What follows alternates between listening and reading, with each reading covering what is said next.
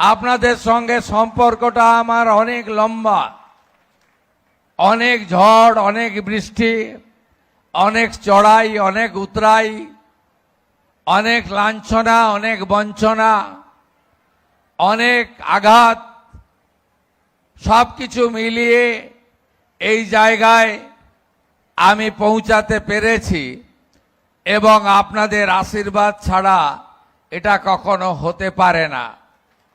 আমি এমন একটি জেলায় জন্মগ্রহণ করেছি যে জেলার এক প্রান্তে মা মাতঙ্গিনী হাজরা, আরেক প্রান্তে ক্ষুদিরাম বসুর মতো বিপ্লবীর পুণ্য পীঠস্থান।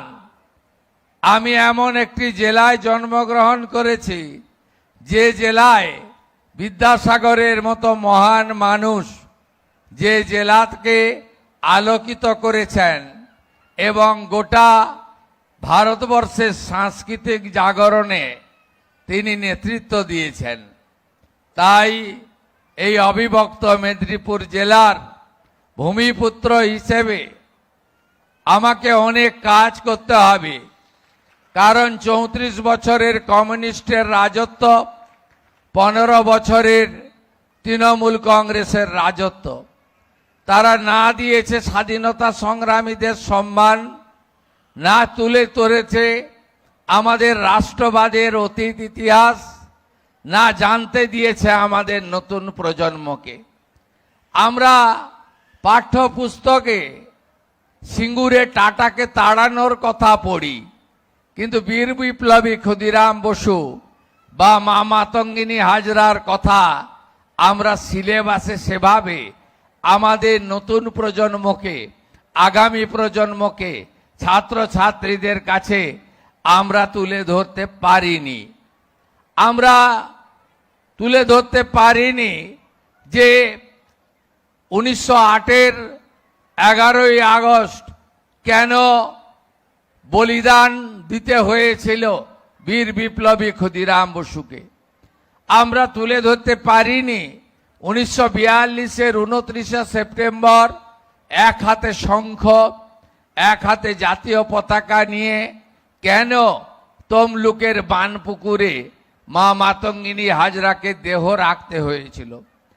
আমাদের কেউ জানে না যে বীর বিপ্লবী ক্ষুদিরাম বসু তিনি মেদিনীপুরে অনুশীলন সমিতি তৈরি করে এক কঠিন লড়াই ব্রিটিশদের বিরুদ্ধে শুরু করেছিলেন। আমাদের এই ইতিহাস আমরা যদি সকলকে জানাতে না পারি, তাহলে আগামী দিনে রাষ্ট্রবাদ, দেশপ্রেম, জাতীয়তাবাদ, দেশ যে আমাদের কাছে সবচেয়ে বড় এবং যারা দেশকে অস্থির করতে চায়, যারা দেশকে ছোট করতে চায়, যারা দেশের মধ্যে বিশৃঙ্খলা সৃষ্টি করতে চায়, তাদের থেকে দূরে থেকে আমাদের সকলকে কিভাবে একাত্ম হতে হবে সেই পাঠ যদি শেখাতে হয়, তাহলে 11ই আগস্ট আমাদেরকে পালন করতে হবে এবং এই বীর বিপ্লবীকে ঘরে ঘরে পূজিত করতে হবে।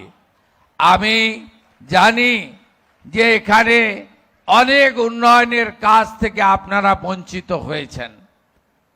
আপনাদের এই মহবনী এলাকা বা বীর বিপ্লবী যেখানে যেখানে তার স্মৃতিচিহ্ন রয়েছে, এদিকে মেদিনীপুরের কলেজিয়েট স্কুল বলুন, ওদিকে তমলুকের হ্যামিল্টন স্কুল বলুন, তার যা যা স্মৃতি চারিদিকে অবিভক্ত মেদিনীপুরে ছড়িয়ে রয়েছে, তাকে আরো বেশি করে জাগ্রত করে সকলের সামনে তুলে ধরার কাজ সরকারের। বিগত সরকার সে কাজ পালন করেনি। মহবনী উন্নয়ন পর্ষদ তৈরি হয়েছে, স্কিম হয়নি। মহবনী উন্নয়ন পর্ষদ তৈরি হয়েছে, টাকা দেওয়া হয়নি। মহবনী উন্নয়ন পর্ষদ তৈরি হয়েছে, ভাষণ হয়েছে, কাজ হয়নি। কিন্তু বর্তমান সরকার আপনাদের স্বপ্ন পূরণ করতে চায়। তাই আপনাদের এখানে আজকে আমি দুর্যোগপূর্ণ আবহাওয়া সত্ত্বেও আমি অনেকটা পথ রাস্তা পেরিয়ে পৌঁছেছি, কারণ এটা কর্তব্য এই রাজ্যের মুখ্যমন্ত্রীর। সেই কর্তব্য দায়িত্ববোধ আগের লোকেরা পালন করেনি বলে আমিও পালন করব না, এটা হতে পারে না। এই পালন আমাদের করতেই হবে।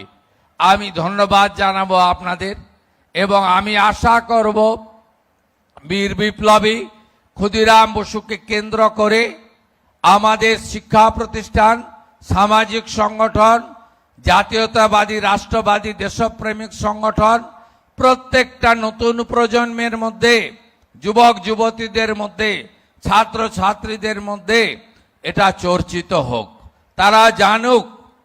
আপনারা দেখেছেন যে বিহারেও বিজেপি এনডিএ সরকার আছে, সেখানেও যেখানে বীর বিপ্লবীকে তার কঠিন শাস্তি দেওয়া হয়েছিল অন্যায়ভাবে, সেখানেও আজ সকালে বিহার পুলিশ স্পেশাল স্যালুট দিয়েছে তাকে। আমরা সব সময় দেশের প্রধানমন্ত্রী নরেন্দ্র মোদীজির নেতৃত্বে দেশপ্রেম এবং রাষ্ট্রবাদের জাগরণ ঘটাতে চাই। তাই আপনারা আগে কখনো দেখেননি হর ঘর তেরঙ্গা, তেরঙ্গা যাত্রা, এই যে বন্দে মাতরম, পূর্ণাঙ্গ বন্দে মাতরম, আমরা অনেক কাজ শুরু করেছি। স্কুলের প্রার্থনাতে পূর্ণাঙ্গ বন্দে মাতরম গাইতে হবে, সেটা আমরা চালু করেছি বর্তমান সরকারের সময়ে। আমরা এই প্রথম পশ্চিমবঙ্গ সরকার হর ঘর তেরঙ্গাতে যুক্ত হয়েছি। 70 লক্ষ জাতীয় পতাকা সরকারের পক্ষ থেকে বিতরণ করা হচ্ছে এবারের পবিত্র স্বাধীনতা দিবসের প্রাক্কালে। তাই রাষ্ট্রবাদ, দেশপ্রেম ছাড়া আমরা কখনোই আমাদের সমাজকে, আমাদের দেশকে এক সূত্রতায় বাঁধতেও পারবো না, এগিয়েও নিয়ে যেতে পারবো না।